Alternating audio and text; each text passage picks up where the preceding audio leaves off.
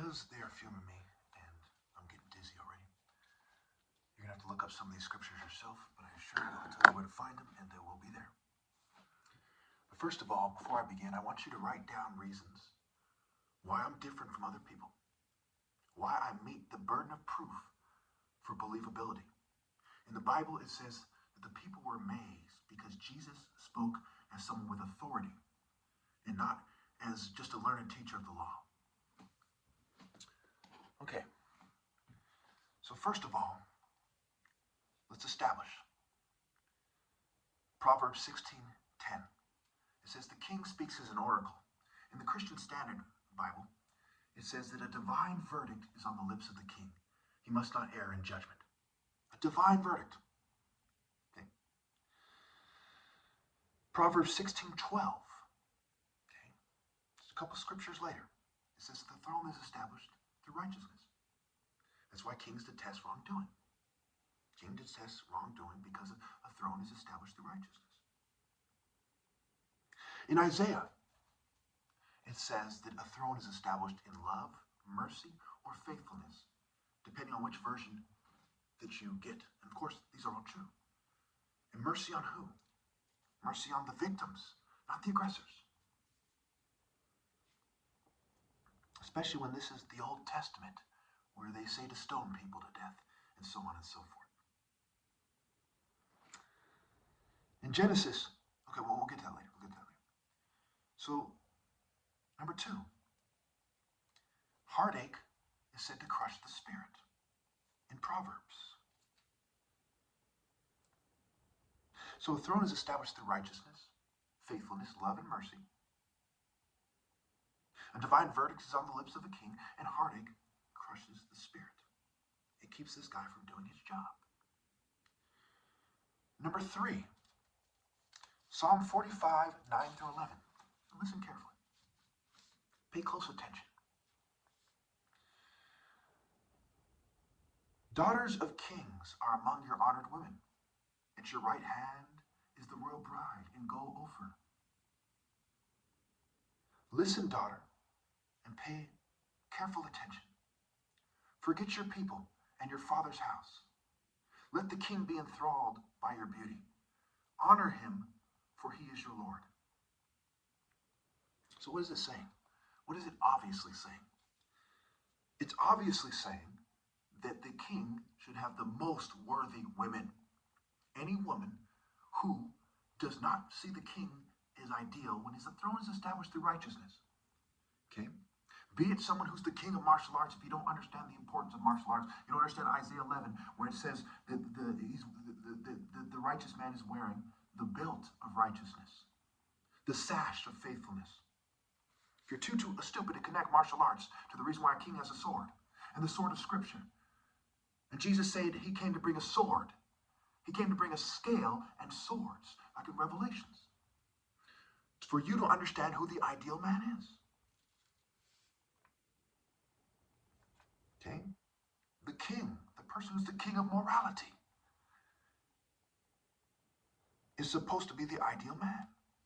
And in Psalms 45:10, it says, listen, daughter, and pay careful attention. Listen and pay careful attention. There's a bunch of stuff written in the Bible. How often does it say, listen and pay careful attention? Not only should this be said, it should be said times infinity. Forget your people. Stop being like, well, I'm from this race.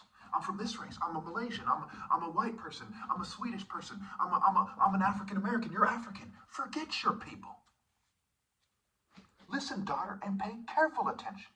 Forget your people and your cultural barriers.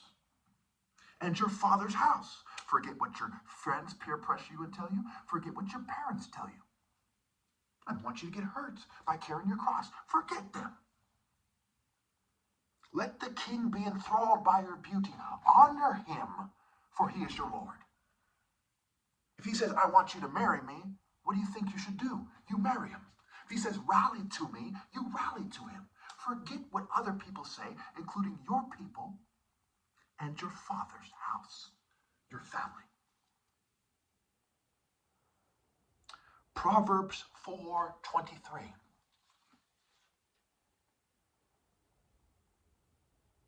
Well, we'll get to that momentarily. Okay, we'll get to that momentarily. Excuse me. So let's keep it in order, mind you. So my next point, number 4. Proverbs 18:9. One who is slack in their work is brother to one who destroys. Can the monk withdraw and say, well, I'm trying to be one with God, da da da da da? No. I am the one with the most focused moral intensity, therefore the most mental clarity. I know God better than you. I know more than all of your teachers, for I obey the precepts of God, while they accept a culture that is allowed by Babylon's system. You're an idiot if you don't know immediately that I'm right.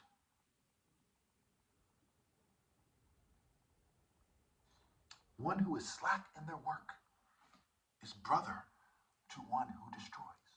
Incidentally, sink is kins. Kins plural. Your kins are the reason you sink. It was their kins that did it. It was their kin. Their kin with an emphasis on the plural, the S. The reason why you're sinking to the realm of the dead is because you're not forgetting your people and your father's house. You have a flesh-based thong on, as I would say when I'm angry. Number 5, Proverbs 4:23. Above all else, guard your heart, for everything you do flows from it. Above all else. Watch out for this, and this. Above all else, guard your heart. So when you date based on social norms in a psychological construct where you don't care, C/R, care, C-A-R-E, R is in there, who you are. I am who I am. Aim, what you aim to do is I am scrambled. The God revealed himself to Moses saying, I am who I am. When you date based on that, are you guarding your heart? No. You're letting the devil, who's the God of this world and the social norms of this world and the cultures that are allowed in this world, determine your direction. You aim to do the devil's work because you're a coward. That's why the heart is a seat of intelligence, as they say, the core alpha zone. And Jesus is the Alpha and the Omega, and he has anointed me, and I am Jesus. If I am not Jesus, then why am I doing his works? Before nobody can meet the burden of proof. If you saw someone walk on water 30 years from now, how do you know they didn't do it with technology? They can't meet the burden of proof. No one has an argument that meets the burden of proof but me. A bunch of people under mind control expect you to believe that they're doing the right thing by waiting for Jesus to come on a cloud, when cloud, ironically, is spelled C-loud. And why is it a cult? Because the Bible is Bible. You expect the God of this world to make the most popular book about God be true, to allow it to be true. Yes, it's inspired. The devil's inspired by God too. What's your point?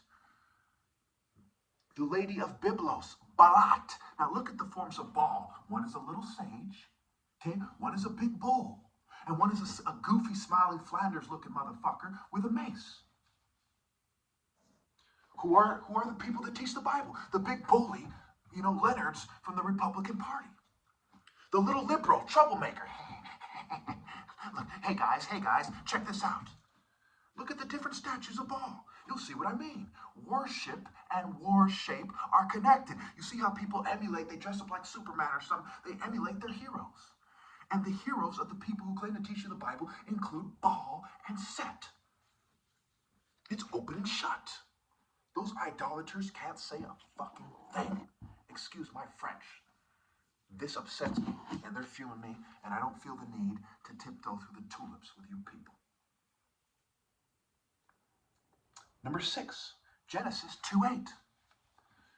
God says, it is not good for him to be alone. I must make him a suitable helper. So if you're doing the work of God, and you're raising your daughters who are attractive, the most attractive women in this society, on this planet, do you raise them to be suitable helpers for a man of God, of principle and morals? Or to suck a crony capitalist, Baphomet, George Washington, goat dick? Use your head. You are the offspring of slave-owning cowards. Tread lightly and don't pretend to be the moral authority. Number 7, 1 Samuel 16:13. Christos means anointed. The Spirit of God came on David when?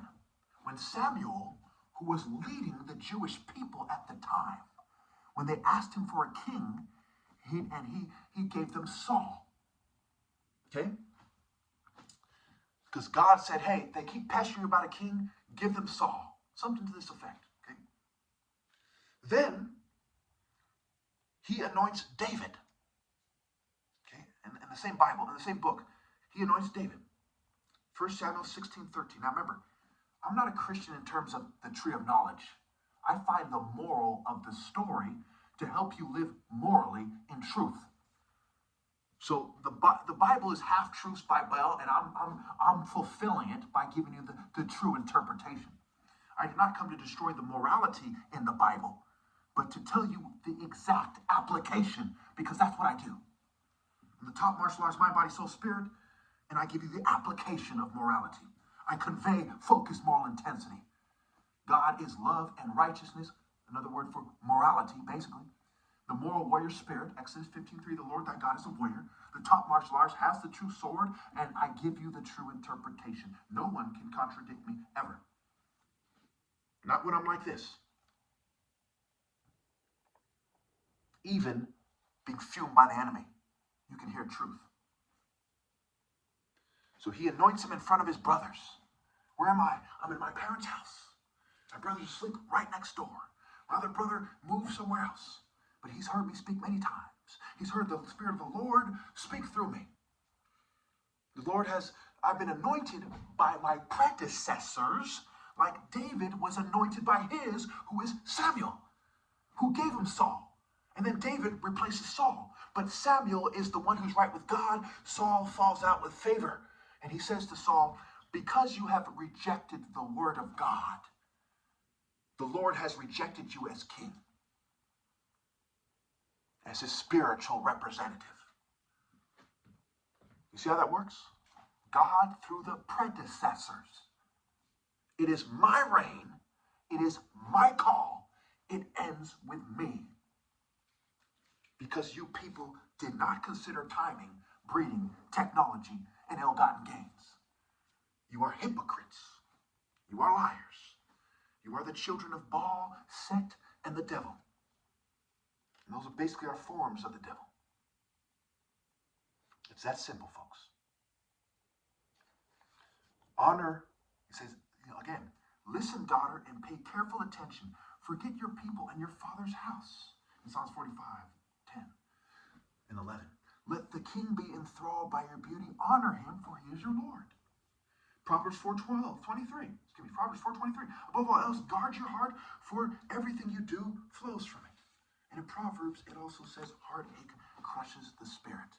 So if you're a woman of God, can you reject the king when your marriage is based on the laws of this world and not my predecessors and I and the moral order that we propound?